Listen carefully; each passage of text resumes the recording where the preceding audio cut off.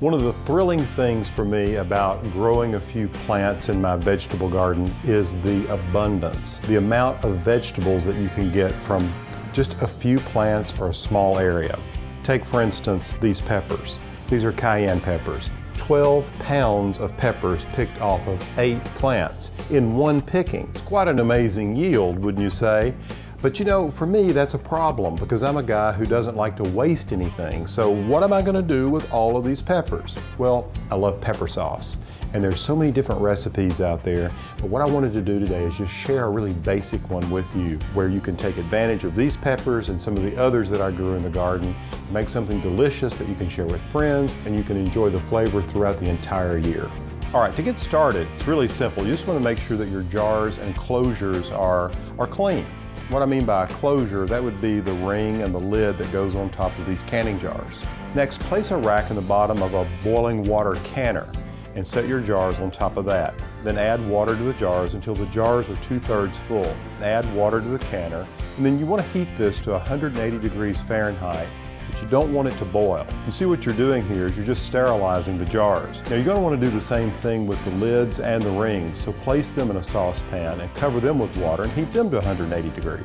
Now through this process, you just want to keep the lids and the jars hot until you're ready to use them. Now for the fun part, the recipe.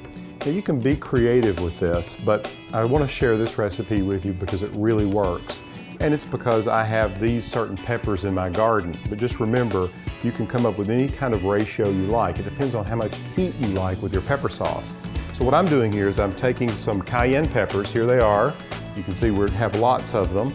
And I have a generous 2-cup portion here, and I've just coarsely chopped these, almost just cut them in half.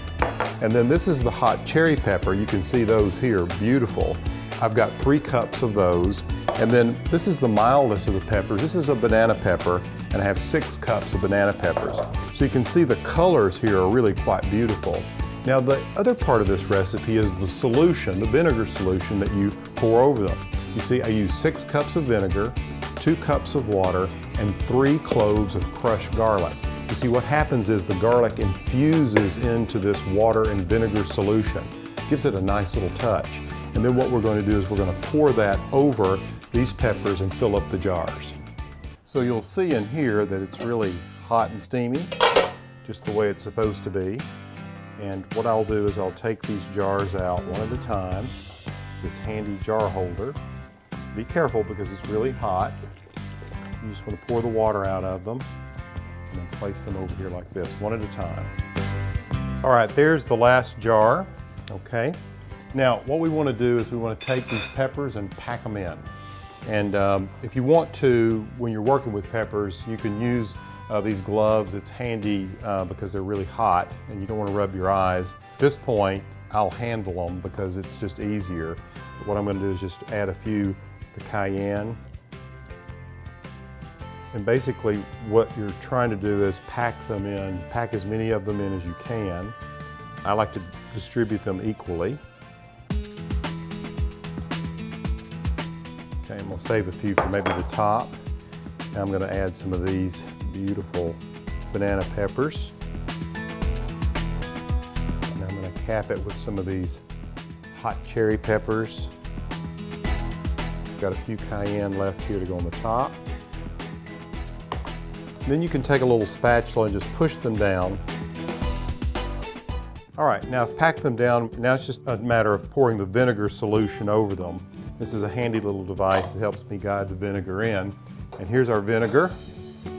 And so what you want to do is I'll just set this aside and then begin to pour it in like that. You want to bring the vinegar up just about to the top. You want to make sure the peppers are completely covered. That's really all there is to that. You want to just push out as many air bubbles as you can by just taking a plastic spatula like this and push them down. All right, now I'm just going to use these tongs to lift out the lids, and I can place them on there, just like that. Here's another one. Still pretty hot. You can see on the bottom of these there's a rubber seal, and that's what's important here because you want to make sure that that seal is set. So I'm getting them all evened up. Okay, next I have these screw bands that go over the top, and you just want to tighten those down just to where it's tight to the touch. You don't want to crank them down too much. and this will make sure that you get a nice seal. It's back in the bath they go. And here's the last one going in. The water's still pretty hot. Now what you want to do is you want to raise the water level to 1 inch above the jars, the top of the jars. So I'm getting that water level up. And I'm going to bring this to a boil, and this needs to boil for 10 minutes. Then I can turn the heat off and I can set the jars out. So here we go.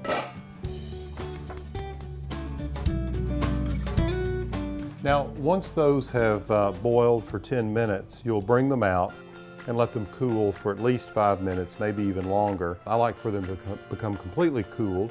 These are some I made earlier in the day, and they are cooled. One of the things you can do just to check to make sure that you've got a seal is you can hold it like that and make sure that it's tight, and if it doesn't come loose, then you're in good shape. A simple recipe for pickled peppers. Now I'll have pickled peppers to use in, well, all sorts of things throughout the year.